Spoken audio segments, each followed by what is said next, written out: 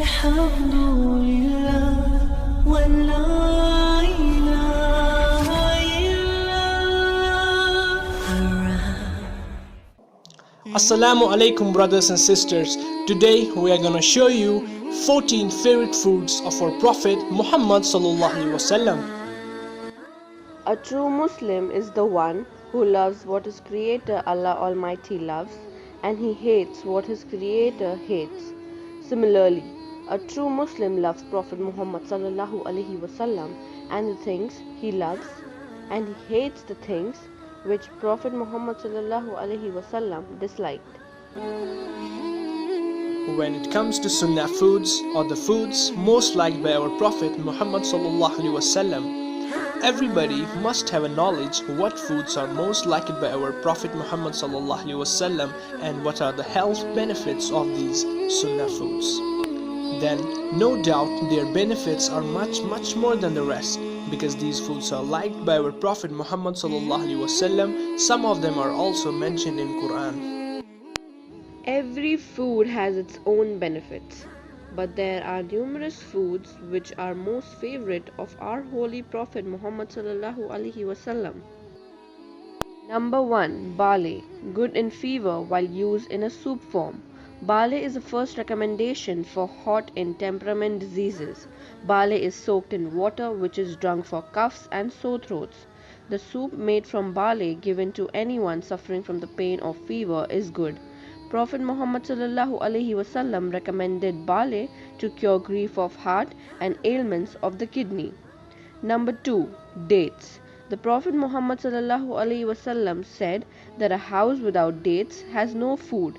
It should also be eaten at the time of childbirth. Dates are free from cholesterol and contain very low fat. Dates are rich in vitamins and minerals, good source of dietary fiber, tannins, vitamin A, iron, potassium, calcium, manganese, copper, and pyridoxine. Number 3. Figs. It is a fruit from paradise and a cure for piles. Fig fruit is low in calorie, good for bones. Fresh figs are preferred to dried. Although quite nourishing, they are very hot, so eat of it, for it is a cure for piles and helps gout.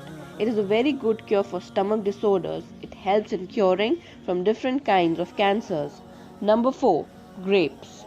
The Prophet Muhammad sallallahu alaihi wasallam was very fond of grapes. It purifies the blood, provides vigor and health, strengthens the kidneys and clears the bowels.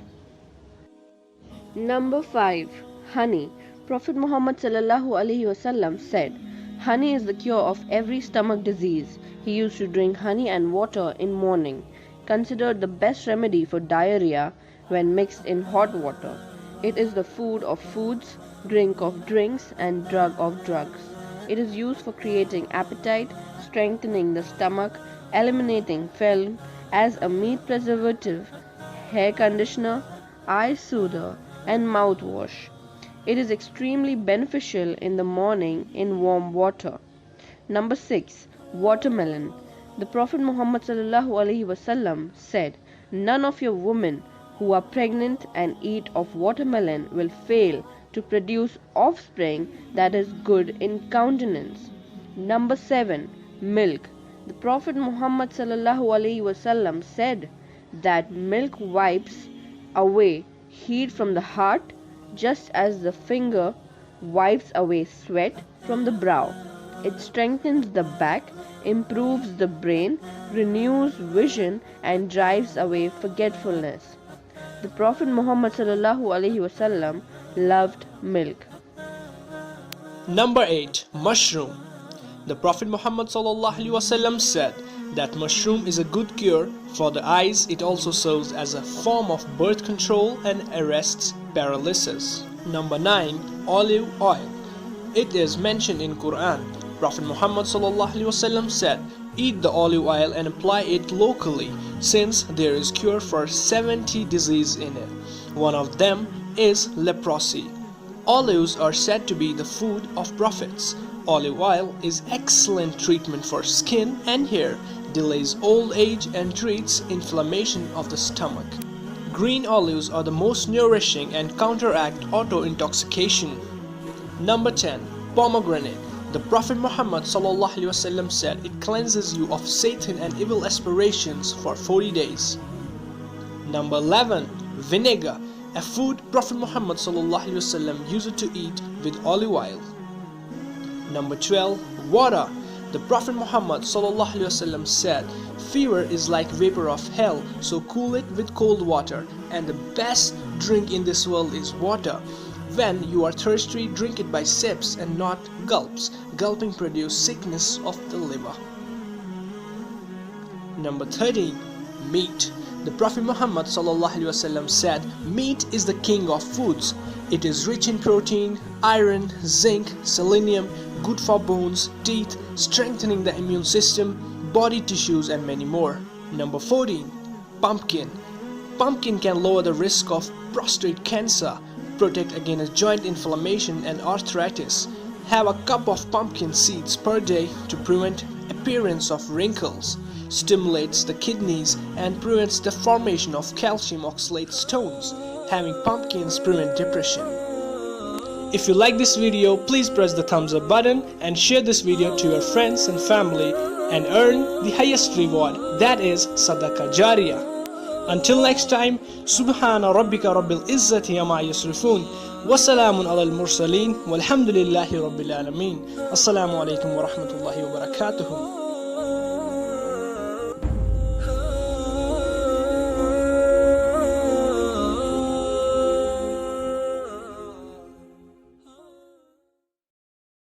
बिस्मिल्लाहिर्रहमानिर्रहीम अस्सलामु अलैकुम वरहमतुल्लाहि वबरकातुहू। दोस्तों, खुराक का जिनसी ताकत से बहुत गहरा ताल्लुक है। जो खुराक हम रोजमर्रा जिंदगी में इस्तेमाल करते हैं वही मैदा में हजम होकर खून पैदा करती है। फिर खून से मादे तौलीद तैयार होता है जो जिंदगी का जौहर खास और लज्जतों का सरचश्मा है।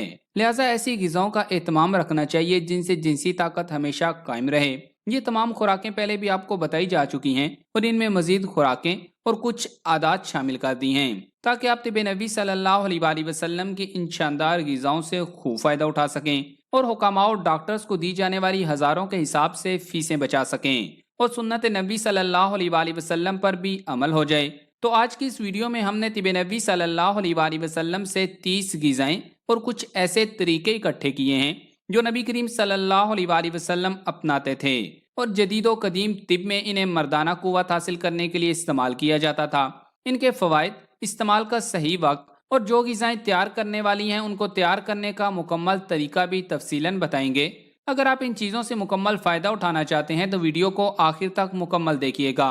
तो चलें, आपको तिब नबी सल्लल्लाहु अलैहि वसल्लम और अहादीस मुबारका की रोशनी में तमाम ग़िज़ाएं और तरीके बताते हैं। तो आगे बढ़ने से कबल आपसे गुजारिश है कि इस वीडियो को लाइक करें और अगर अभी तक आप हमारे चैनल उर्दू लैब का हिस्सा नहीं बने तो उर्दू लैब को सब्सक्राइब करके घंटी का बटन जरूर दबा दें। नंबर 1, खजूर। जदीद व कदीम अतिब्बा का मानना है कि खजूर खाने से कुव्वत बा में इजाफा होता है। जो बच्चा पैदा हो उसको ताज़ा खजूर का मलीदा बनाकर थोड़ी सी खिलाई जाए, इससे बेहतर कोई ग़िज़ा नहीं। अगर ताज़ा खजूर न मिल सके तो खुश्क ही सही। अगर खजूर से बेहतर कोई और चीज़ होती तो अल्लाह ताला हज़रत मरियम रज़ी अल्लाह ताला अन्हा को हज़रत ईसा अलैहिस्सलाम की विलादत के वक्त वही चीज़ खिलाता। सूरह मरियम में है कि अल्लाह ताला ने हज़रत मरियम को हुक्म फरमाया कि खजूर का तना पकड़कर अपनी तरफ हिलाओ, तुम पर ताज़ा पकी खजूरें गिर पड़ेंगी। इससे मालूम हुआ कि जच्चा के लिए खजूर से बेहतर कोई ग़िज़ा नहीं। खजूर मिजाज में गर्मी और कुव्वत पैदा करती है। बसर के दोनों बेटे जो कबीला बनु सुलैम से हैं रिवायत करते हैं कि रसूलुल्लाह सल्लल्लाहु अलैहि वसल्लम हमारे पास तशरीफ़ लाए। हमने आपकी खातिर अपनी एक चादर पर पानी छिड़क कर उसे ठंडा किया और बिछा दी। आप सल्लल्लाहु अलैहि वसल्लम उस पर तशरीफ़ फरमा हुए। हमारे घर में अल्लाह ताला ने आप सल्लल्लाहु अलैहि वसल्लम पर वही नाजिल फरमाई। हमने आपकी खिदमत में मक्खन और खजूर पेश की। आप सल्लल्लाहु अलैहि वसल्लम को मक्खन पसंद था। अल्लाह ताला आप सल्लल्लाहु अलैहि वसल्लम पर अपनी रहमतें और सलाम भेजे। अबू नईम ने किताब तिब में लिखा है कि रसूलुल्लाह सल्लल्लाहु अलैहि वसल्लम खजूर को मक्खन के साथ बहुत अजीज रखते थे। उलमा कहते हैं कि इसको इस तरह खाने से कुव्वत बात ज्यादा होती है। अल्लाह आप सबको हज उम्रा की सादत नसीब फरमाए, आमीन। कमेंट्स में आप भी आमीन लिख दें। अब वहाँ जाएंगे तो आपको अरब लोग खजूर को मक्खन के साथ ही खाते नजर आएंगे और कहा जाता है कि दुनिया में सबसे ज्यादा कुव्वत बा अरबों की ही है। वल्लाहु आलम। नंबर 2, दूध। उर्वा हजरत आयशा रज़ी अल्लाह ताला अन्हा से रिवायत करते हैं कि उन्होंने उर्वा से कहा, ऐ मेरे भांजे, एक ऐसा भी वक्त था कि हम एक चांद देखते, फिर दूसरा चांद देखते, پھر تیسرا چاند دیکھتے۔ 2 مہینے رسول اللہ صلی اللہ علیہ وسلم کے گھر میں آگ نہ سلگتی۔ میں نے پوچھا، اے خالہ، پھر کون سی چیز آپ کو زندہ رکھتی تھی؟ حضرت امی عائشہ صدیقہ رضی اللہ تعالیٰ عنہ نے فرمایا، 2 کالی چیزیں، یعنی چھوہارے اور پانی، مگر یہ کہ نبی کریم صلی اللہ علیہ وسلم کے پڑوس میں چند انصار تھے، ان کے پاس دودھ والی بکریاں تھیں اور وہ لوگ رسول اللہ صلی اللہ علیہ وسلم کو ان کا دودھ دیتے تو آپ صلی اللہ علیہ وسلم ہم کو بھی پلاتے۔ ابو نعیم نے حضرت ابن عباس رضی اللہ تعالیٰ عنہ سے نقل کیا ہے کہ پینے کی چیزوں میں رسول کریم صلی اللہ علیہ وسلم کے نزدیک دودھ بہت عزیز تھا۔ یہ قوت با پیدا کرتا ہے، منی بڑھاتا ہے، معدہ میں جلد ہضم ہو جاتا ہے، بدن کی خشکی کو دور کرتا ہے، چہرے کا رنگ سرخ کرتا ہے، دماغ کو قوی کرتا ہے۔ دودھ میں بہت سے ایسے غذائی اجزاء ہوتے ہیں جو ہماری جلد کو خوبصورتی عطا کرتے ہیں۔ دودھ کیلشیم کے حصول کا ایک بہت بڑا ذریعہ ہے جو ہماری ہڈیوں کو مضبوط رکھتا ہے۔ یہ نہ صرف بڑھتی عمر کے بچوں کے لیے بلکہ نوجوانوں اور بوڑھوں کے لیے یکساں مفید ہے۔ یعنی دودھ قوت با کے ساتھ ساتھ اور بھی درجنوں بیماریوں کے لیے مفید ہے، لیکن کوشش کریں کہ زیادہ چکنائی والا دودھ استعمال نہ کریں اور دودھ پینے کے بعد کلی ضرور کریں، کیونکہ نبی کریم صلی اللہ علیہ وسلم بھی دودھ پینے کے بعد کلی کیا کرتے تھے۔ جنسی طاقت بڑھانے کے لیے دودھ پینے کا سب سے بہترین وقت رات کو سونے سے 1 گھنٹہ قبل اور نیم گرم حالت میں ہے۔ اگر گرم موسم میں دوپہر کے وقت دودھ پینا ہو تو دودھ میں ٹھنڈا پانی ملا کر کچی لسی بنا کر پئیں، یہ بھی ایک حدیث مبارکہ سے ثابت ہے۔ اور اگر اس میں رات کو 3 سے 5 دانے چھوہارے یا کھجوریں بھگو کر رکھ دیے جائیں اور صبح پی لیے جائیں تو زیادہ فائدہ مند ہے۔ نمبر 3، شہد۔ ابو نعیم نے حضرت عائشہ رضی اللہ تعالیٰ عنہ سے روایت کیا ہے کہ رسول اللہ صلی اللہ علیہ وسلم کے نزدیک شہد بہت پیارا اور عزیز تھا۔ حضور صلی اللہ علیہ وسلم کو شہد اس لیے زیادہ محبوب تھا کیونکہ اللہ تعالیٰ نے فرمایا ہے کہ اس میں شفا ہے۔ جابر بن عبداللہ رضی اللہ تعالیٰ عنہ روایت کرتے ہیں، انہوں نے بیان کیا کہ میں نے حضرت صلی اللہ علیہ وسلم کو فرماتے ہوئے سنا کہ اگر تمہاری دواؤں میں سے کسی میں بھلائی ہو تو پچنے لگوانے یا شہد پینے یا آگ سے داغ لگوانے میں ہے، جبکہ بیماری کے موافق ہو، اور میں داغ لگوانے کو پسند نہیں کرتا۔ شہد کے بے شمار فوائد ہیں۔ نہار منہ چاٹنے سے بلغم دور کرتا ہے، معدہ صاف کرتا ہے، معدہ کو اعتدال پر لاتا ہے، دماغ کو قوت دیتا ہے، مثانہ کے لیے مفید ہے، مثانہ اور گردے کی پتھری کو خارج کرتا ہے، پیشاب کے بند ہونے کو کھولتا ہے، فالج اور لقوہ کے لیے فائدہ مند ہے، ریا خارج کرتا ہے، بھوک زیادہ لگاتا ہے۔ مکھن اور شہد ملا کر کھایا جائے تو جوڑوں کے لیے مفید ہے اور جسم کو موٹا کرتا ہے، قوت با میں تحریک پیدا کرتا ہے۔ قوت با کے لیے روزانہ شہد کی 2 چمچ سونے سے 2 گھنٹے قبل دودھ میں ملا کر پئیں۔ گرم مزاج کے لوگ تازہ پانی میں ملا کر پئیں۔ نمبر 4، کلونجی۔ حضرت خالد بن سعد رضی اللہ تعالیٰ عنہ کہتے ہیں کہ ہم لوگ کسی سفر میں تھے اور غالب بن ابہر بھی ہمارے ساتھ تھے۔ وہ رستہ میں بیمار ہو گئے۔ جب ہم لوگ مدینہ پہنچے تو وہ بیمار ہی تھے۔ ابن ابی عتیق ان کی عیادت کو آئے اور کہا کہ ان سیاہ دانوں یعنی کلنجی کو اختیار کرو، اس کے 5 یا 7 دانے لے کر اس کو پیسو اور پھر روغن زیتون کے چند قطروں کے ساتھ ان کو اس کی ناک میں اس طرف اور اس طرف یعنی دونوں طرف ڈالو، اس لیے کہ حضرت عائشہ صدیقہ رضی اللہ تعالیٰ عنہ نے مجھ سے بیان کیا، انہوں نے نبی کریم صلی اللہ علیہ وسلم کو فرماتے ہوئے سنا کہ یہ کالا دانہ بجز سام کے تمام امراض کا علاج ہے۔ میں نے پوچھا کہ سام کیا ہے؟ آپ صلی اللہ علیہ وسلم نے فرمایا، موت۔ کلونجی نظام ہضم کی اصلاح کے لیے اکسیر کا درجہ رکھتی ہے، ریا، گیس اور قبض میں بہت فائدہ مند ہے۔ وہ لوگ جن کو کھانے کے بعد پیٹ میں بھاری پن، گیس بھر جانے کی شکایت محسوس ہوتی ہو، ایسے حضرات کلونجی کا 3 گرام سفوف کھانے کے بعد استعمال کریں تو نہ صرف یہ شکایت جاتی رہے گی بلکہ معدہ کی اصلاح بھی ہوگی۔ کلونجی کو سرکہ کے ساتھ ملا کر کھانے سے پیٹ کے کیڑے مر جاتے ہیں۔ کلونجی پیشاب آور بھی ہے۔ اس کا جوشاندہ شہد میں ملا کر پینے سے گردہ و مثانہ کی پتھری بھی خارج ہو جاتی ہے۔ اس کے علاوہ اگر کلونجی کو روزانہ ناشتے میں استعمال کیا جائے تو آپ کی مردانہ قوت میں حیرت انگیز اضافہ ہو سکتا ہے۔ 1 کپ کلونجی کے بیج، 2 چمچ میتھی کے بیج اور 1 چمچ جنگلی نیازبو لے کر ان تمام اجزاء کو پیس لیں۔ ہر صبح ناشتے میں 1 کھانے کا چمچ یہ سفوف شہد میں حل کریں اور کھا لیں۔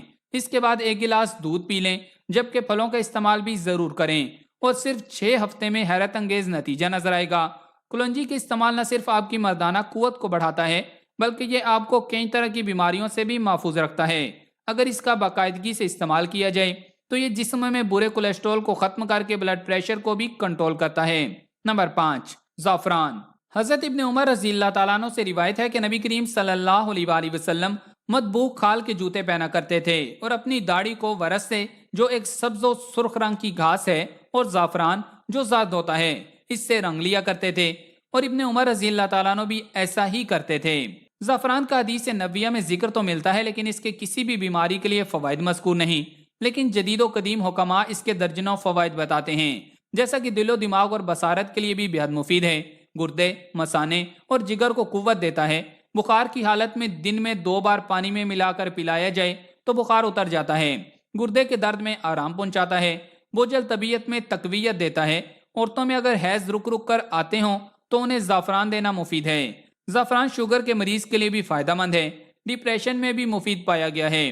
یہ ہماری یاداشت کو بڑھاتا ہے اور اس کو دوسری ادویات میں شامل کرنے سے ان کے اثرات کو تیز اور سریع الاثرات بناتا ہے۔ مقوی معدہ، مقوی قلب و جگر ہے، اسے برسوں سے انسانی شہوت بڑھانے کے لیے استعمال کیا جاتا ہے۔ یہ ایک شہوت انگیز قدرتی غذا ہے جو ہارمونز کو اعتدال میں رکھتی ہے اور جنسی لحاظ سے ایک صحت مند زندگی کے لیے معاون ہے۔ بھارت میں آج بھی قدیم روایتوں پر چلنے والے علاقوں میں شادی کی پہلی رات دولہے کو زعفران ملا دودھ پلاتے ہیں۔ نمبر 6، ہریسہ۔ ہریسہ جسم میں زبردست قوت پیدا کرتا ہے اور مقوی با ہے۔ حضرت ابو ہریرہ رضی اللہ تعالیٰ عنہ سے روایت ہے کہ نبی کریم صلی اللہ علیہ وآلہ وسلم نے حضرت جبرائیل علیہ السلام سے اپنی جسمانی کمزوری کی شکایت فرمائی تو انہوں نے کہا کہ اب صلی اللہ علیہ وآلہ وسلم ہریسہ، اس کا دوسرا نام حریرہ ہے، تناول فرمایا کریں، کیونکہ اس میں 40 مردوں کی قوت ہے۔ مزاق العارفین میں بھی یہ حدیث ہے اور حاشیہ پر لکھا ہے کہ ہریسہ کٹے ہوئے گیہوں، گوشت، گھی اور مسالہ ڈال کر پکایا جاتا ہے۔ حضرت امی عائشہ صدیقہ رضی اللہ تعالیٰ عنہ سے روایت ہے کہ اگر رسول اللہ صلی اللہ علیہ وآلہ وسلم کے گھر والوں میں سے کسی کو بخار ہو جاتا تو آپ صلی اللہ علیہ وآلہ وسلم حریرہ تیار کرنے کا حکم دیا کرتے اور پھر اس میں سے گھونٹ گھونٹ پینے کا حکم دیتے اور فرماتے یہ غمگین دلوں کو تقویت پہنچاتا ہے اور بیمار کے دل سے تکلیف دور کرتا ہے، جس طرح تم میں سے کوئی عورت پانی کے ساتھ اپنے چہرے کا میل کچیل دور کرتی ہے۔ بعض حکماء کے نزدیک ہریسہ میں 40 مردوں کے برابر قوت ہے۔ بڑے بڑے حکماء جنسی کمزوری کے مریضوں کو صرف ہریسہ کھانے کی تلقین کرتے تھے۔ ہریسہ کھلاڑیوں اور خاص طور پر ویٹ لفٹر اور باڈی بلڈرز حضرات کی تقویت کے لیے بہت اچھی چیز ہے۔ آج کل بہت سے ہوٹلوں والے ناشتے میں سالن کے طور پر ہریسہ بناتے ہیں، لیکن ہم آپ کو اسے بنانے کا آسان طریقہ بتاتے ہیں تاکہ آپ اسے گھر پر ہی تیار کر لیں۔ 1 کلو خوب صاف ستھرا گوشت، 1 کلو گندم، دارچینی آدھا چائے کا چمچہ، نمک اور تازہ کوٹی ہوئی کالی مرچیں، دیسی گھی تقریباً 6 بڑے چمچے۔ گندم کو تقریباً 2 لیٹر پانی میں پوری رات کے لیے بھگو دیں یا کم از کم 3 گھنٹے ضرور بھگوئیں۔ اس کی تیاری میں بہت ٹائم لگتا ہے۔ پہلے گندم کو اچھی طرح ابال لیں، پھر گوشت کو ابال کر اس میں مکس کر دیں۔ اس کو بھی حلیم کی طرح گھوٹنا پڑتا ہے۔ جب بہت دیر کی مشقت کے بعد گندم گوشت گل جائیں تو پھر ان کو مائکرو ویو اوون کی ڈش میں ڈال کر اتنی دیر 150 ڈگری تک اوون میں رکھیں جب تک کہ اس کا رنگ سنہری نہ ہو جائے۔ جب اوون سے نکالیں تو پھر اس پر دیسی گھی ڈال کر نوش کریں اور دوسروں کو بھی پیش کریں۔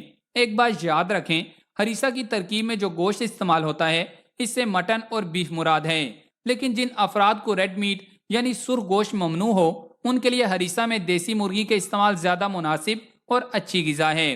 اب ایک اور ترکیب جان لیں تاکہ اگر ایک بنانا مشکل ہو تو دوسری آزمائی جا سکے۔ اس ترکیب میں قیمہ آدھا کلو، گیہوں 1 پاؤ، پیاز 2 عدد، نمک حسب ذائقہ، ہلدی آدھا چائے کا چمچ، ادرک اور لہسن کا پیسٹ 1 کھانے کا چمچ، ہری مرچیں 2 عدد، کالی مرچیں پیسی ہوئی آدھا کھانے کا چمچ، سفید زیرہ آدھا کھانے کا چمچ، دیسی گھی آدھی پیالی، ادرک کو باریک کاٹ لیں، لیمو 2 عدد، ادرک اور لیمو ڈیکوریشن کے لیے تیار ہونے کے بعد اوپر ڈالنے ہیں۔ گیہوں کو دھو کر گرم پانی میں 3 گھنٹوں کے لیے بھگو دیں، پھر دیگچی میں ڈال کر ہلدی اور 2 چمچ گھی ڈال کر درمیانی آنچ پر اتنی دیر ابالیں کہ گیہوں گل جائیں۔ ایک دوسری پتیلی میں باقی گھی ڈال کر گرم کریں اور اس میں پیاز فرائی کریں۔ جب پیاز گولڈن ہو جائیں تو تھوڑے سے نکال لیں۔ باقی میں ادرک اور لہسن کو ہلکا فرائی کر کے قیمہ، سفید زیرہ، نمک، کالی مرچ اور ہری مرچیں ڈال کر اچھی طرح ملائیں اور ہلکی آنچ پر خشک ہونے تک پکائیں۔ گیہوں کو ہلکا سا بلینڈ کر کے قیمہ ملا کر ہلکی آنچ پر دم پر رکھ دیں۔ ڈش میں نکال کر ادرک، براؤن کی ہوئی پیاز اور لیمو کے ٹکڑوں سے ڈیکوریٹ کریں۔ خود بھی نوش فرمائیں، دوسروں کو بھی کھلائیں اور ہمیں دعاؤں میں یاد رکھیں۔ نمبر 7، جانور کی پشت کا گوشت۔ حضرت عبداللہ بن جعفر رضی اللہ تعالیٰ عنہ سے مروی ہے کہ نبی کریم صلی اللہ علیہ وآلہ وسلم کی آخری کیفیت جو میں نے دیکھی وہ یہ تھی کہ آپ صلی اللہ علیہ وآلہ وسلم کے ایک ہاتھ میں تر کھجوریں تھیں اور دوسرے میں کھیرا۔ آپ صلی اللہ علیہ وآلہ وسلم اس سے کھجور کھاتے اور اس سے کھیرا، اور فرمایا کہ بہترین گوشت پشت کا ہوتا ہے۔ اسی طرح ابو نعیم بن عبداللہ سے روایت ہے کہ رسول اللہ صلی اللہ علیہ وآلہ وسلم نے فرمایا کہ پشت کا گوشت تمام گوشتوں سے بہتر ہے۔ علماء نے لکھا ہے کہ طب کی روح سے اس گوشت میں قوت باز زیادہ ہوتی ہے۔ یہ گوشت جلد ہضم ہو جاتا ہے اور اس گوشت میں قدرتی طور پر وٹامنز اور کیلشیم زیادہ ہوتے ہیں جو انسانی جسم کو طاقتور بنانے میں کافی کردار ادا کرتے ہیں۔ موجودہ موذی وبا کورونا میں بھی زیادہ تر ڈاکٹرز مریضوں کو پشت کا گوشت کھانے کا مشورہ دیتے تھے، کیونکہ یہ بیمار جسم کو ریکور ہونے میں مدد دیتا ہے اور جسمانی کمزوری کو دور کرتا ہے۔ نمبر 8، خوشبو۔ حضرت امی عائشہ صدیقہ رضی اللہ تعالی عنہا سے روایت ہے، انہوں نے فرمایا کہ نبی کریم صلی اللہ علیہ وآلہ وسلم جب غسل جنابت کرتے تھے تو ہلاب ایک قسم کی خوشبو وغیرہ منگاتے تھے اور اسے اپنے ہاتھوں میں لے کر پہلے سر کے دانے حصے سے ابتدا کرتے، پھر بائیں جانب میں لگاتے تھے، پھر دونوں ہاتھ اپنے بیچ سر پر رگڑتے تھے۔ اس سے مراد غسل کے بعد تیل وغیرہ کی طرح کوئی چیز استعمال کرنا ہے۔ خوشبو کا روح انسانی سے خصوصی تعلق ہے۔ اس کا اثر دل و دماغ پر فوری بجلی کی مانند اثر کرتا ہے۔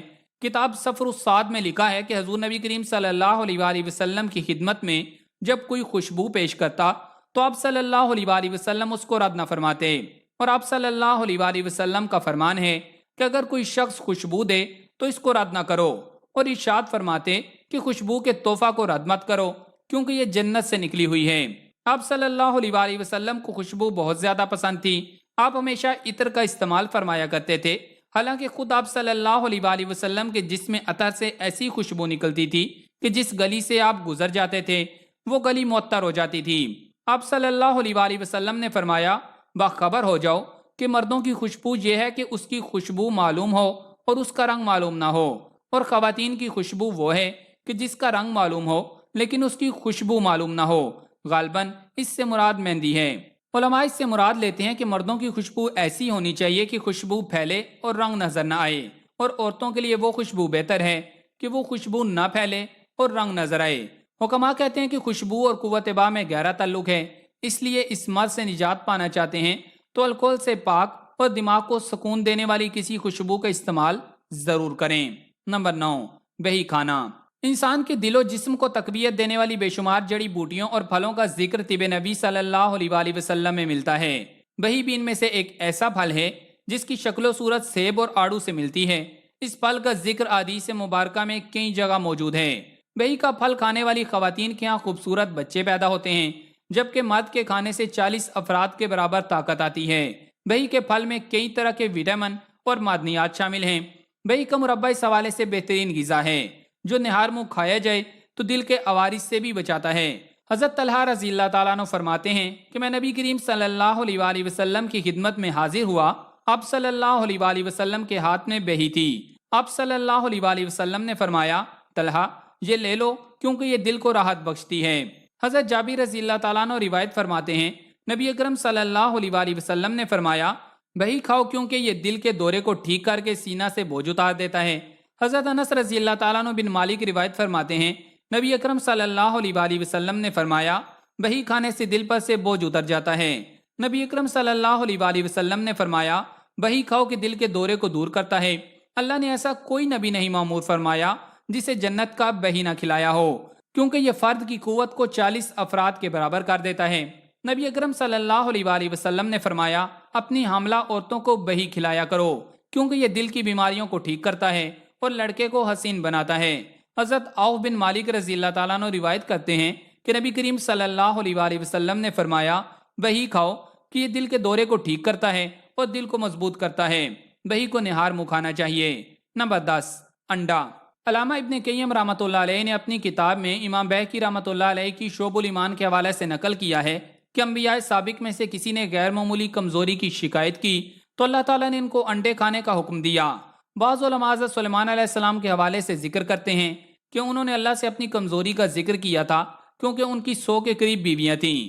بعض حکماء کے نزدیک انڈے قوت با کو بڑھانے کا مؤثر ذریعہ ہیں، خاص طور پر جن کو جراثیم کی کمی کی وجہ سے بے اولادی جیسے مرض کا سامنا ہے۔ اگر وہ دیسی انڈے کے استعمال جاری رکھیں تو اس مرض سے چھٹکارا مل جاتا ہے۔ انڈے میں وہ تمام اجزاء موجود ہوتے ہیں جو صحت کو قائم رکھنے کے لیے ضروری ہوتے ہیں۔ انڈا مقوی غذا ہونے کے ساتھ ساتھ دماغ اور آنکھوں کو بھی تقویت دیتا ہے۔ بیماری کے بعد ہونے والی نکاہت کو دفع کرتا ہے۔ لوگ اسے موسم سرما کی غذا خیال کرتے ہیں، لیکن یہ موسم گرما میں بھی مفید ہے۔ انڈا پروٹین، فاسفورس اور کیلشیم سے بھرپور غذا ہے۔ انڈے میں موجود پروٹین گوشت پوست اور پٹھوں کی ساخت کے کام آتے ہیں۔ اس سے جسم میں طاقت اور حرارت پیدا ہوتی ہے، اور انڈوں میں موجود کیلشیم، فولاد، فاسفورس بدن انسانی کے لیے بڑے اہم ہیں۔ کیلشیم پھیپھڑوں کی ساخت کو درست رکھنے، جسم کی نشو و نما میں اور پیشاب کی تیزابیت دور کرنے میں اہم کردار ادا کرتا ہے، اور فولاد خون کے سرخ ذرات پیدا کرتا ہے۔ نمبر 11، حیض۔ ام المومنین سیدہ عائشہ صدیقہ رضی اللہ تعالیٰ عنہ فرماتی ہیں کہ رسول اکرم صلی اللہ علیہ وآلہ وسلم نے ایک دن مجھ سے فرمایا، اے عائشہ، کیا تمہارے پاس کچھ ہے؟ میں نے عرض کیا، اے اللہ کے رسول صلی اللہ علیہ وآلہ وسلم، ہمارے پاس تو کچھ بھی نہیں ہے۔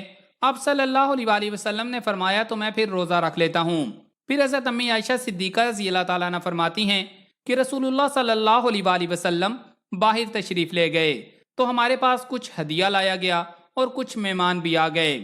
سیدہ عائشہ صدیقہ رضی اللہ تعالیٰ عنہ فرماتی ہیں کہ جب رسول اللہ صلی اللہ علیہ وآلہ وسلم واپس تشریف لائے تو میں نے عرض کی، اے اللہ کے رسول صلی اللہ علیہ وآلہ وسلم، ہمارے پاس کچھ ہدیہ لایا گیا ہے اور کچھ مہمان بھی آئے ہیں، اور میں نے آپ صلی اللہ علیہ وآلہ وسلم کے لیے کچھ چھپا کر رکھا ہے۔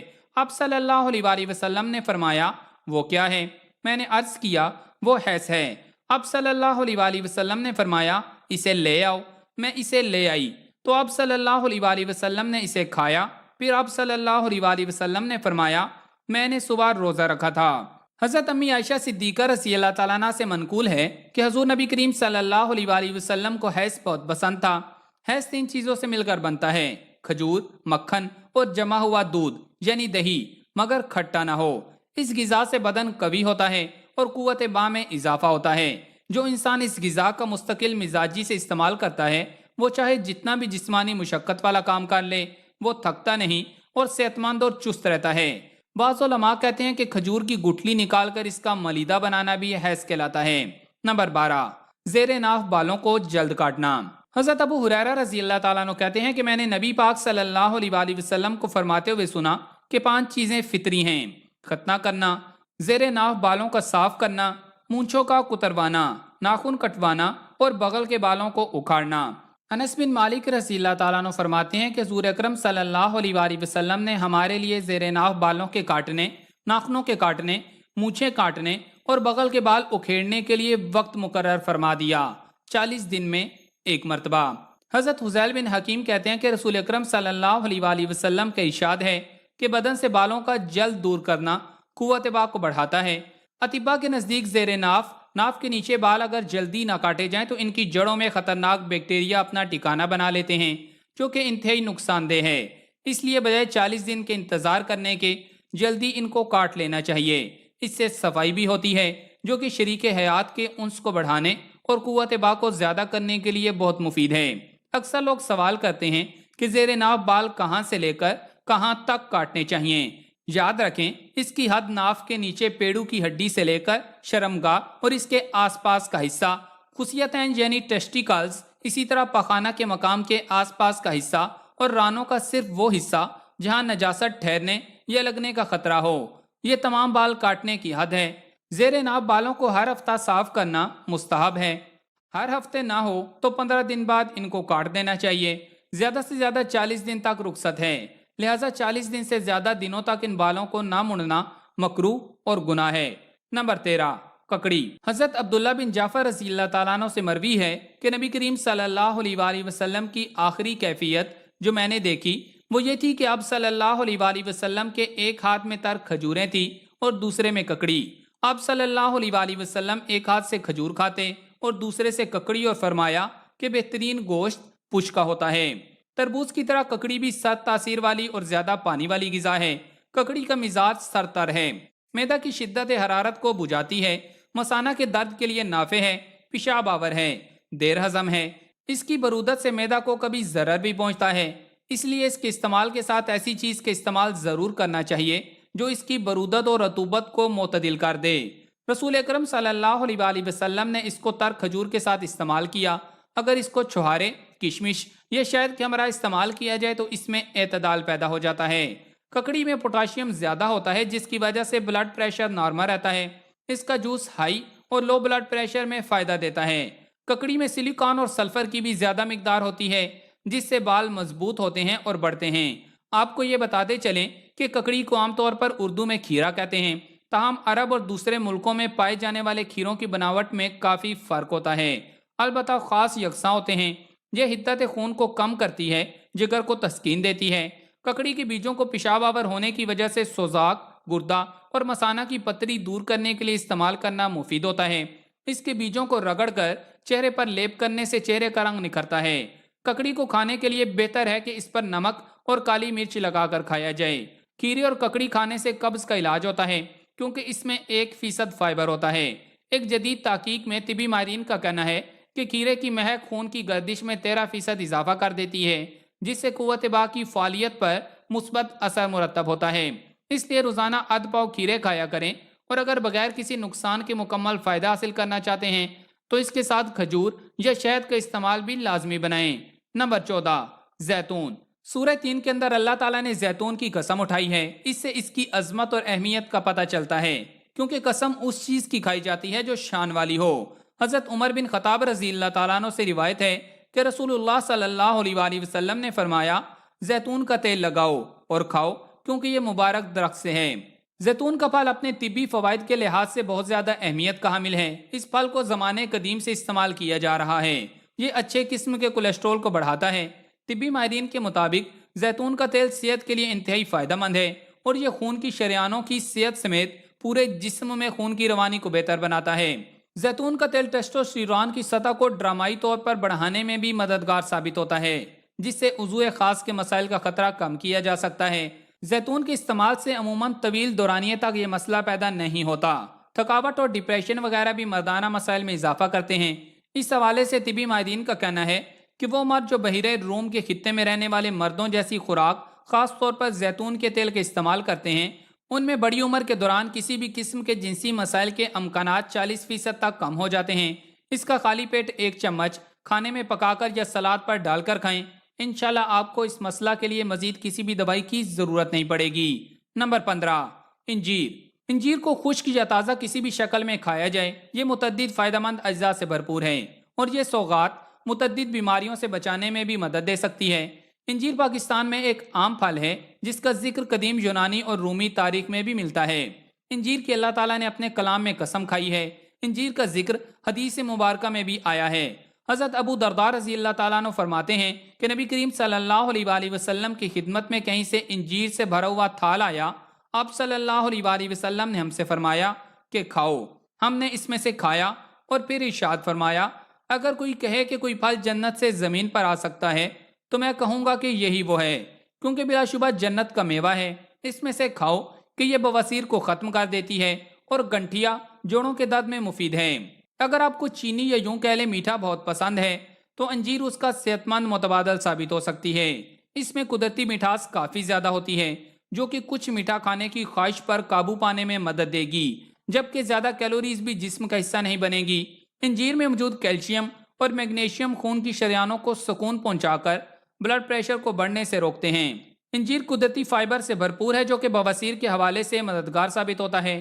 یہ مردوں اور خواتین دونوں کو بانجھپن سے تحفظ دیتا ہے۔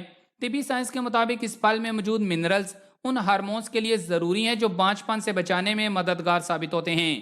اس کے جہاں لاتعداد فوائد ہیں، وہیں یہ قوت بہ کے لیے بھی بہت اکثیر ہے۔ قدیم علوم کے مطابق یونانی قوت بہ کو بڑھانے کے لیے انجیر کا استعمال کیا کرتے تھے، اور آج جدید میڈیکل سائنس نے بھی یہ ثابت کر دیا ہے کہ انجیر تولیدی صلاحیتوں میں اضافہ کرتی ہے، کیونکہ یہ زنک، میگنیشیم اور مینگنیز جیسے منرل سے بھرپور ہوتی ہے۔ مردانہ قوت کے لیے انجیر کا استعمال کیا جاتا ہے۔ وہ انسان جسے شہوت نہیں آتی، وہ صرف 7 دن تک انجیر کو استعمال کرے تو اس کو شہوت آنا شروع ہو جاتی ہے۔ ایک مٹی کا برتن لیں، اس میں پانی ڈال کر 5 دانے انجیر بھگونے کے لیے رکھ دیں، اور صبح نہار منہ انجیر کو کھا لیں اور پانی کو پی لیں۔ مردانہ قوت کے تمام مسائل حل ہو جائیں گے۔ نمبر 16، انار کا پھل۔ قرآن کریم کی سورہ رحمان میں انار کا ذکر ان الفاظ کے ساتھ آیا ہے کہ ان 2 جنتوں میں پھل، کھجوریں اور میٹھے انار ہوں گے۔ حدیث میں بھی کافی جگہ انار کا ذکر ملتا ہے۔ ایسی ہی ایک مرفوع حدیث ہے کہ حضرت علی رضی اللہ تعالیٰ عنہ فرماتے ہیں کہ انار کو چھلکے سمیت کھایا کرو، کیونکہ یہ معدے کے لیے دباغت کا کام دیتا ہے۔ حدیث نبی صلی اللہ علیہ وآلہ وسلم کے مطابق انار کھانا نظام ہاضمہ کو مضبوط کرتا ہے۔ کم کیلوریز مگر vitamin C, vitamin B5، potassium اور فائبر سے بھرپور اس پھل کے چھلکے اور پتلی باہری جلد بھی کھائی جا سکتی ہے، بلکہ وہ پھل کا ہی حصہ ہوتے ہیں۔ اس پھل میں اینٹی آکسیڈنٹس اور جراثیم کش خوبیاں بھی پائی جاتی ہیں۔ اس خوش ذائقہ جنتی پھل کے استعمال سے آپ کئی ایسے فوائد حاصل کر سکتے ہیں جن کو مصنوعی طریقے سے حاصل کرنے کے لیے آپ کو کئی کڑوی اور مہنگی دواؤں کا استعمال کرنا پڑ سکتا ہے۔ اس کے استعمال سے موٹاپے سے نجات ملتی ہے، کیل مہاسوں سے نجات ملتی ہے، بالوں کے گرنے کا مسئلہ حل ہو جاتا ہے۔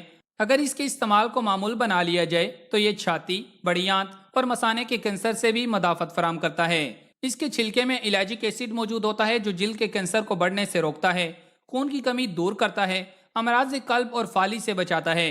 انار میں موجود فائٹو کیمیکل سے خون کی شریانوں میں خون کے لوتھڑے یا رکاوٹیں دور ہوتی ہیں۔ اس کے علاوہ یہ ایک سپر فوڈ ہے، یعنی یہ ایک مکمل غذا ہے اور اس میں انسانی جسم کو درکار ہر وٹامن اور منرل موجود ہے۔ اس لیے یہ جنسی کمزوری کے لیے بنا کسی سائیڈ ایفیکٹ کے ایک قدرتی ٹانک ہے۔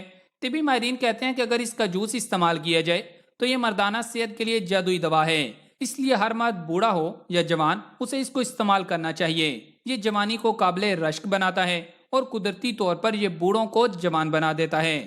نمبر 17، سونٹ یعنی خشک ادرک۔ قرآن مجید کتاب الہی ہے اور اہل ایمان کو معلوم ہے کہ اس کتاب میں کوئی شک نہیں ہے، اور سونٹ کے متعلق اللہ رب العزت قرآن مجید میں فرماتا ہے، جنت میں انہیں ایسے بھرے ہوئے پیالے پلائے جائیں گے جن میں سونٹ کی آمیزش ہوگی۔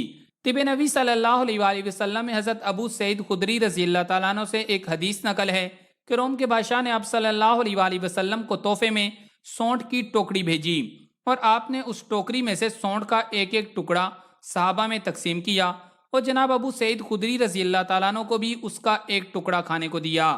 سونٹ کے استعمال سے کئی طبی فوائد حاصل ہوتے ہیں، جن میں پٹھوں میں کھنچاؤ اور درد میں آرام، جلد اور سر سے خشکی کا خاتمہ، بال گھنے اور مضبوط ہونے سمیت کمزور نظام ہاضمہ جیسی شکایتیں دور ہونا شامل ہیں، جبکہ اس کے روزانہ کے استعمال سے معدے کو غذا میں موجود پروٹین اور فیٹ کو صحیح طریقے سے ہضم ہونے میں مدد ملتی ہے۔ سونٹ ایک بہترین اینٹی آکسیڈنٹ جز بھی ہے۔ اس کے دودھ یا چائے کے ساتھ استعمال سے قدرتی طور پر جسم کے متاثر پٹھوں کو بام جیسا سکون ملتا ہے۔ سونٹ کو آٹے میں گوندھ کر اس کی روٹی چٹنی کے ساتھ کھائی جا سکتی ہے۔ اسے ہری چٹنی یا دیگر غذاؤں میں شامل کیا جا سکتا ہے۔ سونٹ کا دودھ بنا کر یا اسے چائے میں پکا کر بھی پیا جاتا ہے۔ اسے روایتی سوجی کے حلوے میں بھی ڈالا جاتا ہے۔ یہ بے خوابی کا بہترین علاج ہے، جبکہ اس کے استعمال سے ہڈیاں اور جوڑ مضبوط ہوتے ہیں۔ آرتھرائٹس اور شوگر کے مریض بھی استعمال کر سکتے ہیں۔ سردی لگ جانے، خشک کھانسی اور خشکی کا بہترین علاج ہے۔ یاد کی ہوئی باتیں بھول جاتی ہوں، جنسی کمزوری، قوت با اور کمر درد کو دور کرنے کے لیے تو 60 گرام سونٹ کو پیس کر 120 گرام شہد میں ملائیں اور 3 گرام صبح و شام کھائیں۔ نمبر 18، کشمش۔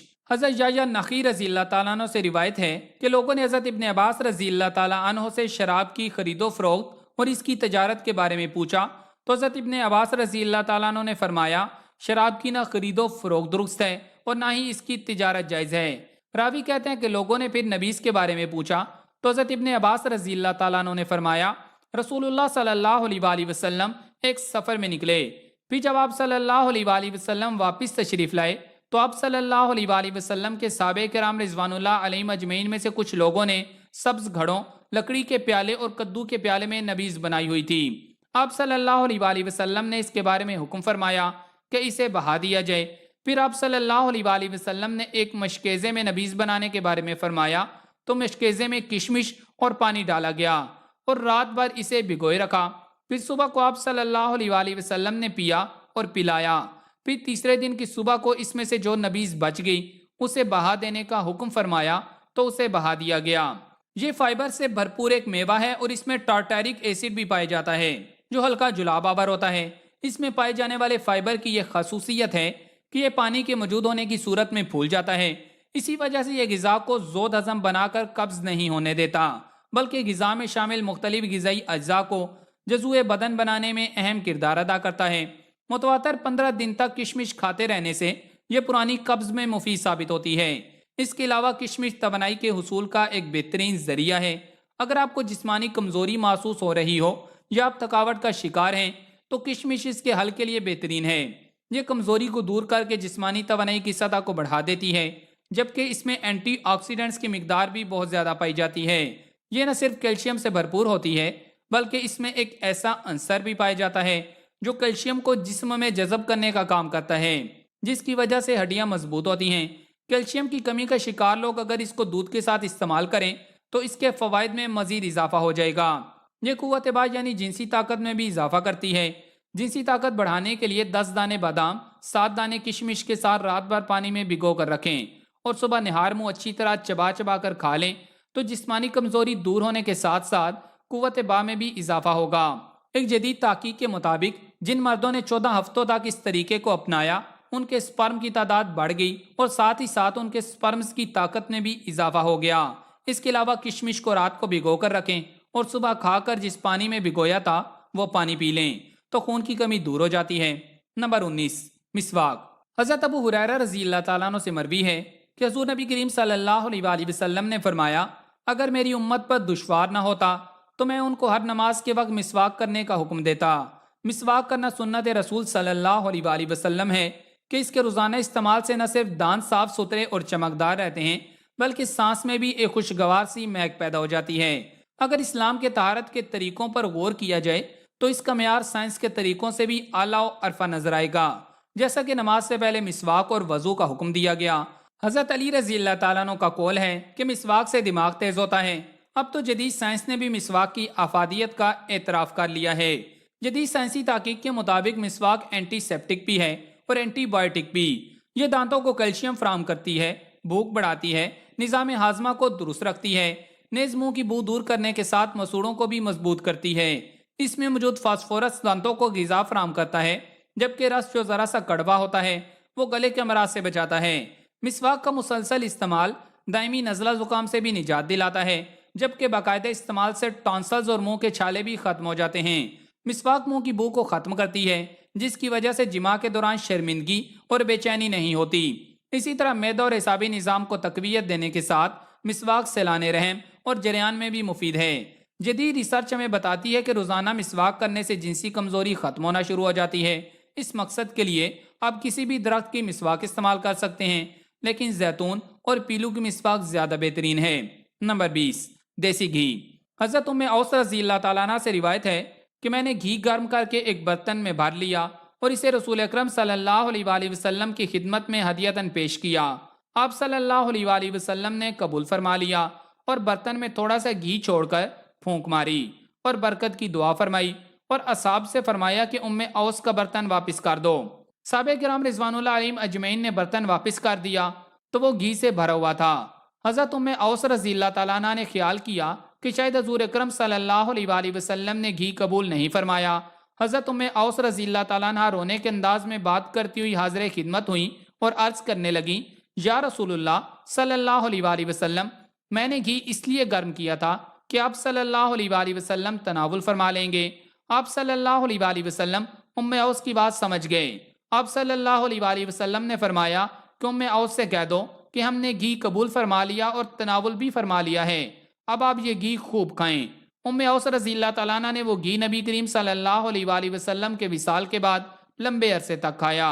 ابن سنی نے حضرت امام علی رضی اللہ تعالیٰ عنہ کا یہ فرمان نقل کیا ہے کہ گھی سے زیادہ شفا دینے والی مفید ترین دوا کوئی نہیں۔ صدیوں سے دیسی گھی کے استعمال قد و قامت، لمبی عمر، جسمانی طاقت، اعصابی توانائی اور چستی کے لیے کیا جاتا رہا ہے۔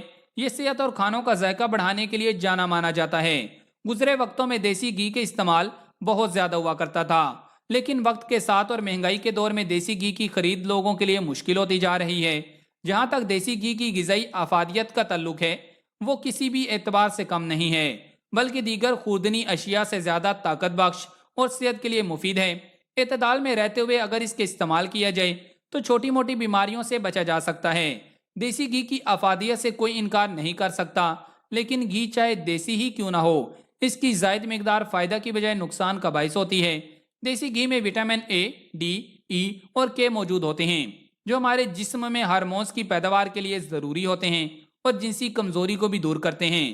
جنسی کمزوری کو دور کرنے کے لیے آپ روٹی، شکر اور دیسی گھی کی چوری بنا کر کھائیں، انشاءاللہ چند دن میں ہی واضح فرق نظر آئے گا۔ نمبر 21، चुकंदर। हजरत उम्मे मुंज़र रजी अल्लाह ताला अन्हा कहती हैं कि एक दिन रसूल करीम सल्लल्लाहु अलैहि वसल्लम मेरे यहाँ तशरीफ लाए। आपके हमारा हजरत अली रजी अल्लाह ताला अन्हु भी थे।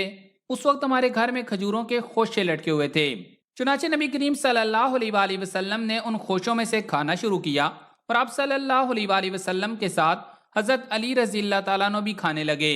नबी करीम सल्लल्लाहु अलैहि वसल्लम ने हजरत अली रजी अल्लाह ताला अन्हु से फरमाया कि अली, इन खजूरों को खाने से इज्तनाब करो क्योंकि तुम्हें कमजोरी लाहिक है, यानी तुम अभी बीमारी से उठे हो और तुम पर ज़ौफ का असर गालिब है, इसलिए तुम्हारे लिए परहेज जरूरी है। हजरत उम्मे मुंज़र रज़ी अल्लाह ताला अन्हा कहती हैं कि मैंने हज़रत सल्लल्लाहु अलैहि वसल्लम और हज़रत सल्लल्लाहु अलैहि वसल्लम के रफ़ाका के लिए चुकंदर और जौ तैयार किए थे।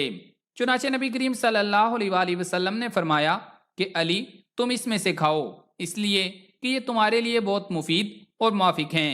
चुकंदर का इस्तेमाल हम सलाद और अक्सर सालन में भी करते हैं या इसकी भुनी हुई सब्जी बनाकर लोग इसे खाना पसंद करते हैं। ये जान लें कि चुकंदर को आप अपनी रोजाना की खुराक में शामिल करें तो इससे आप सेहत का खजाना पा सकते हैं, क्योंकि चुकंदर में fibre, folate, manganese, potassium, iron और विटामिन सी भरपूर मिकदार में मौजूद होता है और ये तमाम गिज़ाई अज्जा आपको तवानाई और सेहत फराहम करते हैं और कई अमराज से महफूज रखते हैं। तिबी माहिरीन खवातीन को चुकंदर खाने का मशवरा देते हैं क्योंकि ये जिस्म में खून की मिकदार बढ़ाती है। हमला खवातीन को इसके इस्तेमाल पर जोर दिया जाता है क्योंकि चुकंदर में आयरन मौजूद होता है जो रेड ब्लड सेल्स बनाने में मददगार साबित होता है और अक्सर हमला खवातीन के अंदर इनकी कमी हो जाती है जो कि चुकंदर के इस्तेमाल से दूर की जा सकती है। इसके अलावा ये कब्ज को भी खत्म करती है, तवानाई को बहाल करती है। ऐसे लोगों के लिए मुफीद है जो बीमारी से अभी ही उठे हों और उनके क्वा मजबूत ना हों। इसके साथ ये जिनसी और जिस्मानी दोनों कमजोरियों में अक्सीर है। इसको कच्चा भी खाया जा सकता है और पकाकर भी, और इसका जूस भी पिया जा सकता है। किसी शक्ल में भी इसकी आफादियत पर फर्क नहीं पड़ता। नंबर 22, नमाज। कुरान मजीद में इरशाद है और मदद तलब करो नमाज और सब्र के साथ। हदीस मुबारका में है, हजरत अनस रज़ी अल्लाह ताला अन्हु से रिवायत है कि रसूल करीम सल्लल्लाहु अलैहि वसल्लम ने इरशाद फरमाया, मुझे दुनिया में से बीवियां और खुशबू पसंद है और मेरी आंखों की ठंडक नमाज में रखी गई है। और नमाज के बारे में नबी करीम सल्लल्लाहु अलैहि वसल्लम का इरशाद गरामी है कि नमाज मेरी आंखों की ठंडक है। नमाज मोमिन की मेराज है। नमाज में अल्लाह ने शिफा रखी है। नमाज के अंदर बार बार पढ़ी जाने वाली सूरत फातिहा है जो कि सूरत उश शिफा के नाम से मंसूब है। इसी तरह नमाज में कुरान पाक की तिलावत की जाती है। कुरान भी शिफा है। फिर तस्बीहात और तहलीलात ये अल्लाह का जिक्र हैं, ये भी रूह का सुकून यानी शिफा, और फिर दरूदो सलाम और दुआ ये भी शिफा है। गर्ज सारी की सारी नमाज शिफा है। फिर जो नमाज का नक्शा है यानी क़याम, रकू, सजूद और जलसा वगैरह, आज के जदीद अतिब्बा अमराज कल्ब के मरीजों को नमाज जैसी वर्जिश देते हैं। इसका मतलब है कि नमाज में हर किस्म की बीमारी की शिफा है। अक्सर देखा जाता है कि उलमा हजरात अधेड़ उम्री में भी अच्छी सेहत के हामिल होते हैं। इसकी वजह यकीनन नमाज है जो वो अरसे से पढ़ते होते हैं। इसलिए अगर आप किसी भी किस्म की जिस्मानी बीमारी का शिकार हैं, चाहे वो जिनसी बीमारी ही क्यों ना हो, खुद को 5 वक्त का नमाजी बना लें, इंशाल्लाह ये बीमारी जड़ से खत्म हो जाएगी और आपका नाम अमाल भी अच्छा हो जाएगा। नंबर 23, तरबूज। हजरत अम्मी आयशा सिद्दीका रजी अल्लाह ताला अन्हा से रिवायत है कि हुजूर अकरम सल्लल्लाहु अलैहि वसल्लम तरबूज को तर खजूर के साथ मिलाकर खाया करते थे और फरमाया करते थे कि हम खजूर की गर्मी को तरबूज की ठंडक से और तरबूज की ठंडक को खजूर की गर्मी से तोड़ते हैं। तरबूज एक ऐसा फल है जो आता तो सिर्फ शदीद गर्मी के मौसम में है, लेकिन ये हर खासो आम की दस्तरस में होता है। तरबूज की कीमत कम होने के अलावा ये अपनी गिजाइत के एतबार से भी मरगूब और जोद हजम गिजा समझा जाता है। तरबूज वजन कम करने, जिल्द साफ करने, पेट के कीड़े कम करने और गर्मी का तोड़ करने में मुफीद तो है ही, लेकिन यह इंसानी कुव्वत मदाफत को बढ़ाने में भी बहुत मुफीद होता है। माहिरीन के मुताबिक तरबूज ऐसा फल है जिसमें खुराक और पानी दोनों की कमी पूरी करने की सलाहियत होती है। इसमें मौजूद अज्जा गिजाइत से भरपूर होते हैं। इसे खाने से न सिर्फ प्यास खत्म होती है बल्कि भूख से भी निजात मिलती है। इसमें विटामिन सी, ए और कई सेहत अफजा अज्जा मौजूद होते हैं जो जिस्म के लिए बहुत ज़रूरी हैं। तरबूज पानी का बेहतरीन मुतबादल है क्योंकि इसमें पानी की 92% मिकदार मौजूद होती है, इसलिए ये जिस्म में पानी की कमी दूर करने में मददगार साबित होता है। दिल जो जिस्म का एक अहम जुज़ तस्वर किया जाता है, तरबूज इसके लिए भी बहुत मुफीद है। तरबूज ऐसा फल है जो कोलेस्ट्रॉल और ब्लड प्रेशर की सतह को कम करता है। یہ دل کے دورے کا خطرہ بھی کم کرتا ہے۔ تربوز کے فوائد صرف جسم کے اندرونی اعضاء کے لیے ہی نہیں بلکہ یہ بیرونی خوبصورتی کے لیے بھی بہت مفید ہے۔ بہتر نظام ہاضمہ کے لیے انسانی جسم کو 2 چیزوں کی ضرورت ہوتی ہے، پانی اور فائبر۔ تربوز میں ان دونوں کی خاص مقدار موجود ہوتی ہے جو نظام ہاضمہ کو بہتر بناتی ہے۔ طبی ماہرین کہتے ہیں کہ تربوز کھانے سے جنسی قوت میں اضافہ ہوتا ہے۔ تربوز میں امینو ایسڈ پایا جاتا ہے جو جسم میں RG9 پیدا کرتا ہے۔ نتیجے کے طور پر خون کی شریانوں کا تناؤ کم ہو جاتا ہے اور اس کے نتیجے میں شہوت بڑھ جاتی ہے اور جنسی صلاحیت میں بھی اضافہ ہوتا ہے۔ اسے نبوی طریقہ یعنی کھجور کے ساتھ کھائیں، انشاءاللہ مہنگی دوائیوں سے زیادہ فائدہ دے گا۔ نمبر 24، لہسن۔ حضرت جابر بن عبداللہ رضی اللہ تعالیٰ عنہ سے روایت ہے، انہوں نے بیان کیا کہ نبی کریم صلی اللہ علیہ وآلہ وسلم نے فرمایا کہ جو شخص لہسن کھائے یا پیاز کھائے تو وہ ہم سے علیحدہ رہے، یا فرمایا کہ ہماری مسجد سے الگ رہے اور اپنے گھر میں بیٹھا رہے۔ اور آپ صلی اللہ علیہ وآلہ وسلم کے پاس ایک برتن لایا گیا، ابن وہب کہتے ہیں کہ طباق لایا گیا جس میں ساگ اور دوسری سبزیاں تھی۔ آپ صلی اللہ علیہ وآلہ وسلم کو اس کی بو معلوم ہوئی، آپ نے اس کے متعلق فرمایا جو ساگ سبزیاں اس میں تھیں ان کے متعلق آپ سے بیان کیا گیا۔ آپ صلی اللہ علیہ وآلہ وسلم نے فرمایا کہ اس کو اس کے پاس لے جاؤ۔ لوگ آپ کے ایک صحابی رضی اللہ تعالیٰ عنہ کے پاس لے گئے جو آپ کے ساتھ رہتے تھے۔ جب آپ صلی اللہ علیہ وآلہ وسلم نے صحابی رضی اللہ تعالیٰ عنہ کو دیکھا کہ اس کھانے کو پسند نہیں کیا تو آپ صلی اللہ علیہ وآلہ وسلم نے فرمایا کہ تم کھاؤ، جس سے میں سرگوشی کرتا ہوں اس سے تم سرگوشی نہیں کرتے۔ امام جلال الدین سیوطی رحمۃ اللہ علیہ نے جمع الجوافع میں ایک روایت نقل کی ہے کہ حضرت علی رضی اللہ تعالیٰ عنہ سے مروی ہے کہ رسول اللہ صلی اللہ علیہ وآلہ وسلم نے فرمایا کہ اے لوگو، لہسن کھایا کرو کیونکہ اس میں بیماریوں سے شفا ہے۔ اسی طرح حضرت علی رضی اللہ تعالیٰ عنہ سے ایک اور روایت مروی ہے کہ نبی کریم صلی اللہ علیہ وآلہ وسلم نے فرمایا کہ اگر میرے پاس فرشتے نہ آتے ہوں تو میں اسے یعنی لہسن کو کھا لیتا ہوں۔ لہسن میں بہت فوائد ہیں، یہ ورم کو تعلیل کرتا ہے، حیض کو کھولتا ہے، پیشاب کو جاری کرتا ہے، معدہ سے ریح نکالتا ہے، مرطوب مزاج والوں میں قوت بھا پیدا کرتا ہے، منی کو زیادہ کرتا ہے اور گرم مزاج والوں میں منی کو خشک کرتا ہے۔ اس میں مردانہ کمزوریوں کو ٹھیک کرنے کی قوت ہے۔ اس کے استعمال سے مردوں میں توانائی بڑھ جاتی ہے۔ اس کا طریقہ استعمال نہایت ہی آسان ہے، صرف لہسن کے 2 سے 3 جوے ہر صبح نگل لیں اور اس کے حیران کن نتائج سے لطف اندوز ہوں۔ نمبر 25، پیاز۔ قدیم مصر میں یہ ایک مقبول غذا تھی جہاں اس کا تذکرہ ان اہراموں کے کتبوں پہ درج ہے جن میں 3200 سال قبل مسیح پرانی ممیاں پائی گئیں۔ پیاز کا ذکر بائبل میں بھی موجود ہے۔ جب حضرت موسیٰ علیہ السلام اسرائیلیوں کو مصر سے نکال کر کنعان کی سرزمین کی طرف لے جا رہے تھے تو اپنی مشکلات کے دوران بنی اسرائیل نے پیاز کو یاد کیا جو انہیں مصر میں میسر تھا۔ 430 قبل مسیح میں بابائے طب بکرات سے لے کر جدید دور کی طبی تحریروں میں بھی پیاز کا ذکر چلا رہا ہے اور کم و بیش 60 کے قریب احادیث سے مبارکہ ہیں جن میں پیاز کا ذکر آیا ہے۔ ان میں سے چند احادیث آپ کو سناتے ہیں۔ سنن نبی داؤد میں خیار بن سلمہ سے روایت ہے، انہوں نے امی عائشہ صدیقہ رضی اللہ تعالیٰ عنہ سے پیاز کے بارے میں دریافت کیا تو آپ رضی اللہ تعالیٰ عنہ نے فرمایا بے شک نبی کریم صلی اللہ علیہ وآلہ وسلم نے جو آخری کھانا تناول فرمایا اس میں پیاز شامل تھا۔ حضرت عطا بن معاویہ بن قرہ رضی اللہ تعالیٰ عنہ اپنے والد سے روایت کرتے ہیں کہ نبی اکرم صلی اللہ علیہ وآلہ وسلم نے ان دونوں درختوں یعنی لہسن اور پیاز سے منع فرمایا ہے اور فرمایا ہے جو انہیں کھائے وہ ہماری مسجد کے قریب ہرگز نہ آئے، اور فرمایا کہ اگر تمہیں اسے ضرور ہی کھانا ہو تو اسے پکا کر انہیں مار دو، یعنی ان کی بدبو کو پکا کر زائل کر کے پھر کھاؤ، یعنی پیاز اور لہسن۔ ان حدیث مبارکہ میں کچا پیاز اور لہسن کھانے کے بعد مسجد سے الگ رہنے کا حکم ہے، کیونکہ پیاز اور لہسن کھانے کے فوراً بعد منہ سے بدبو آتی ہے۔ یا وہ ترکاری یا سالن جس میں پیاز اور لہسن کا زیادہ استعمال کیا گیا ہو وہ کھانے کے فوراً بعد مسجد نہ آئے، بلکہ ہمیں کوشش کرنی چاہیے کہ نماز کے اوقات کے قریب اس طرح کی کوئی بھی بدبو والی چیز استعمال ہی نہ کریں۔ اسی طرح اور بھی حدیث ہیں جن میں ذکر ملتا ہے کہ جب نبی کریم صلی اللہ علیہ وآلہ وسلم نے لہسن اور پیاز کھا کر مسجد میں آنے سے منع کیا تو صحابہ کرام رضوان اللہ علیہم اجمعین نے سمجھا کہ شاید ان چیزوں کے حرام کا حکم نازل ہو گیا ہے، تو نبی کریم صلی اللہ علیہ وآلہ وسلم نے فرمایا کہ میں ایسی چیز کو حرام نہیں کرتا جسے اللہ نے حلال بنایا ہو۔ نبی کریم صلی اللہ علیہ وآلہ وسلم اس لیے لہسن اور پیاز کو کچی حالت میں پسند نہیں فرماتے تھے کیونکہ آپ صلی اللہ علیہ وآلہ وسلم پر وحی کا نزول ہوتا تھا، اور اس کا ذکر آپ صلی اللہ علیہ وآلہ وسلم کی ایک حدیث میں بھی ملتا ہے۔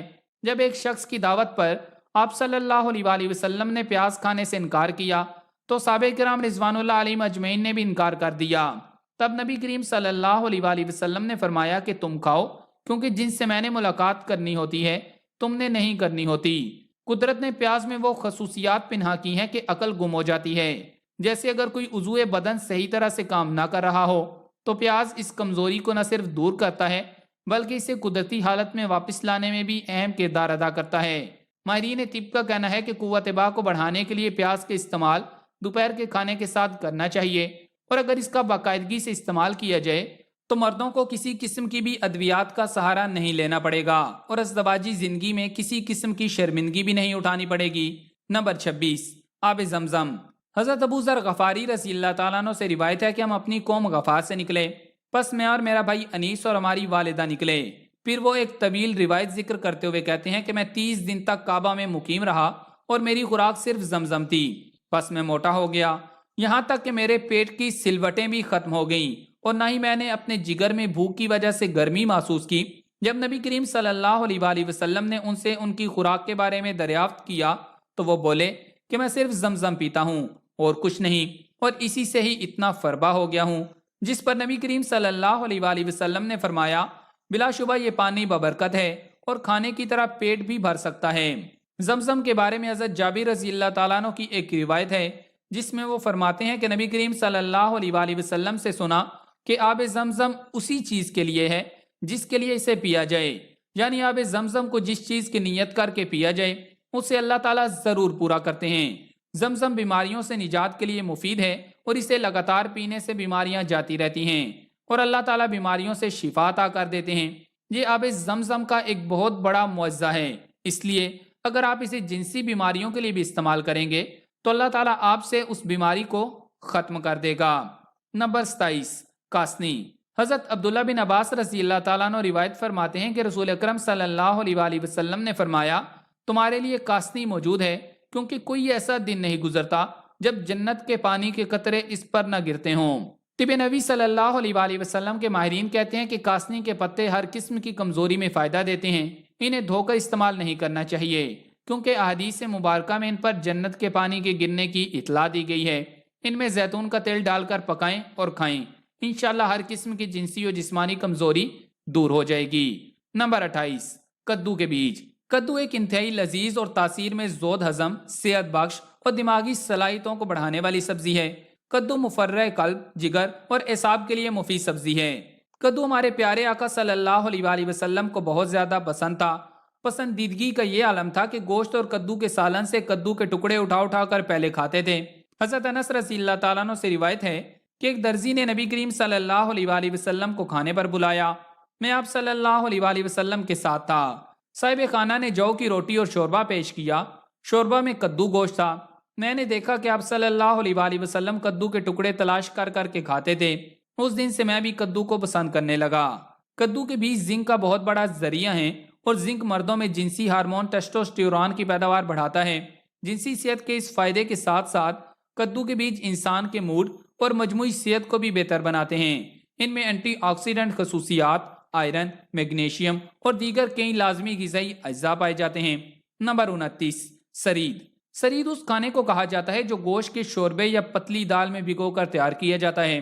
حضرت عبداللہ بن عباس رضی اللہ تعالیٰ عنہ سے روایت ہے کہ حضرت صلی اللہ علیہ وآلہ وسلم کا محبوب ترین کھانا سرید تھا۔